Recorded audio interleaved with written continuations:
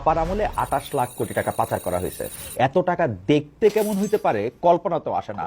28-এর পাশে কয়টা শূন্য বসলে 28 লাখ কোটি হয় ভাবতে গেলে গোল্লার গোলক ধাঁধায় গোল গোল ঘুরতে থাকে। ফেসবুকে তারশিক হাসানকে কোট করে বলছি, বেশি না, মাত্র 92টা পদ্মা সেতুর টাকা বিদেশে পাচার করেছে হাসিনা। তার জবাবে মোহাম্মদ বাহার সাহেব বলেছেন আরো মজার কথা, ভাই আপনার হিসেবেও ভুল আছে। আপনি একটা সেতুর যে দাম হিসেব করছেন সেটা হাসিনার ব্যয়কৃত সেতুর টাকার হিসেব। সেতুতে দুর্নীতি না হলে সেখানে আরো 20,000 কোটি টাকা কম খরচ হতো। অবস্থাটা বোঝেন তাইলে, কদম ফুলের মতো গোলের মধ্যে গোলের মধ্যে গোলের মধ্যে গোল।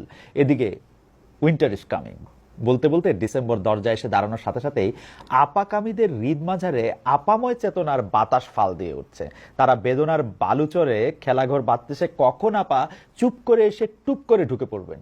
শেখ হাসিনার আমলে 16 বছর ধরে যারা একের পর এক গুম খুন চুরি সন্ত্রাস সংখ্যালঘু নিধন